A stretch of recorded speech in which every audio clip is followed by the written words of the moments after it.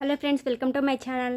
ఈరోజు మన వీడియో ఏంటంటే ఇంటి దగ్గర కూర్చొని అతి తక్కువ పెట్టుబడితో స్టార్ట్ చేసే మసాలా వ్యాపారం గురించి డైలీ వీడియోస్ పెడుతున్నా కదండి. ఈరోజు ఏంటంటే నన్ను కామెంట్లో అడిగారు తాలింపు గురించి క్లియర్గా ఎక్స్ప్లెయిన్ చేయండి అనేసి.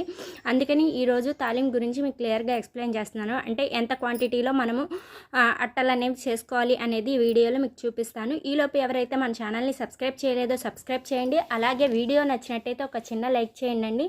మీరు లైక్ చేస్తేనే ఈ వీడియో అనేది చాలా వరకు రీచ్ అవుతుంది. అలాగే ఈ వీడియోని మీకు తెలిసిన వాళ్ళకి షేర్ చేయండి. ఎందుకంటే ఎవరన్నా అతి తక్కువ పెట్టుబడితో వ్యాపారం చేయాలనుకునే వాళ్ళకి ఈ వ్యాపారం ఉపయోగపడుతుంది. ఓకేనండి, ఇప్పుడు మనం వీడియోలోకి వెళ్ళిపోదాం. మనము తాలింపు అనేవి ఏ విధంగా తెచ్చుకోవాలి అంటే పచ్చిపప్పు ఎంత క్వాంటిటీలో తెచ్చుకోవాలి, సాయమైన పప్పు ఎంత క్వాంటిటీలో తెచ్చుకోవాలి, ఆవాలు ఎంత క్వాంటిటీలో తెచ్చుకోవాలి చెప్తానండి. మనం పచ్చిపప్పు అనేది 1 కేజీ తెచ్చుకుంటే మనం సాయమైన పప్పు 1/4 కేజీ, ఆవాలు 1/4 కేజీ అలా తెచ్చుకోవాలండి. అలా అయితే మనకి ఫర్ ఎగ్జాంపుల్ మన 1/2 కేజీ పచ్చిపప్పు తీసుకుంటే వాటిల్లో 1/2 కేజీకి మనం ఒక 1/2 గ్లాస్ అనేది మాత్రం మనం సాయమైన పప్పు, 1/2 గ్లాస్ మాత్రం ఆవాలనేది పోసుకోవాలి.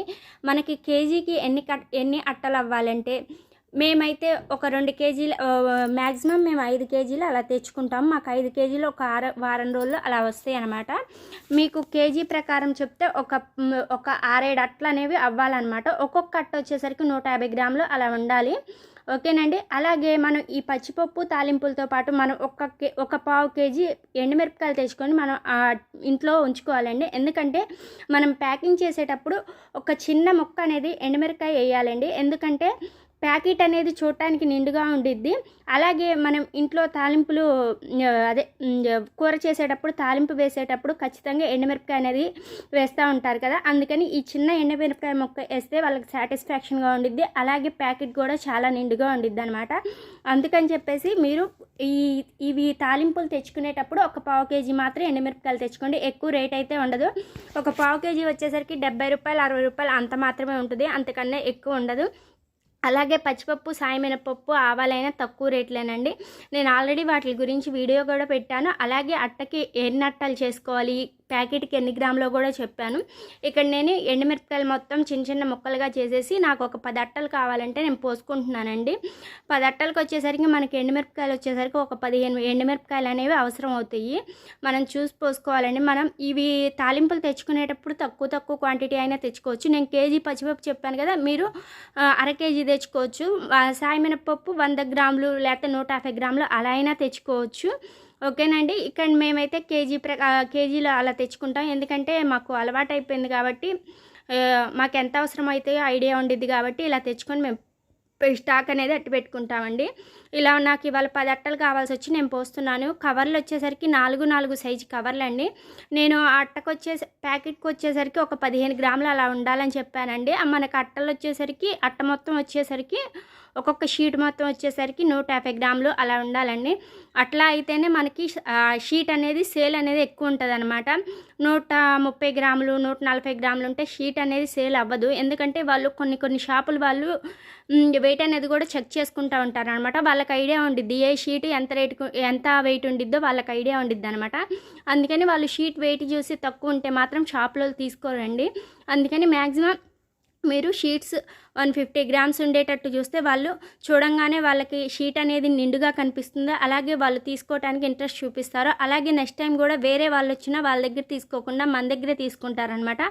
అందుకని మనం ఐటెం క్వాంటిటీ అనేది తగ్గించుకోకుండా క్వాలిటీ క్వాంటిటీ రెండు మెయింటైన్ చేస్తూ ఉంటే ఈ వ్యాపారం అనేది ఈజీగా చేసుకోవచ్చు.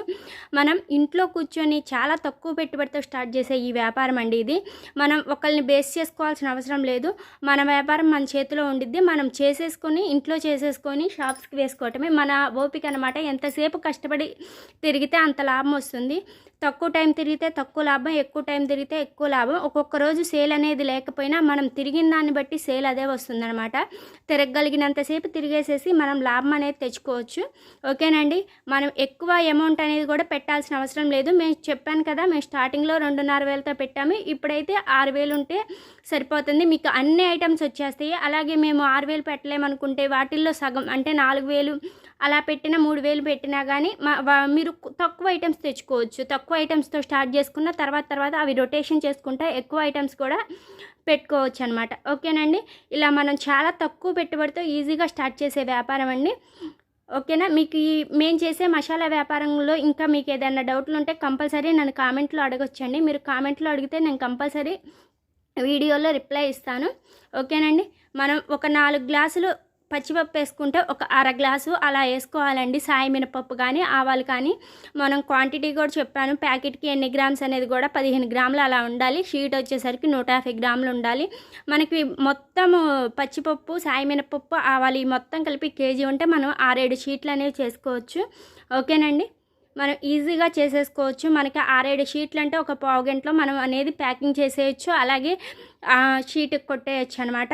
ఓకేనండి, వీడియో నచ్చినట్టయితే ఒక చిన్న లైక్ చేయండి. అలాగే మన ఛానల్ని సబ్స్క్రైబ్ చేయకపోతే సబ్స్క్రైబ్ చేసుకోండి. బాయ్ అండి.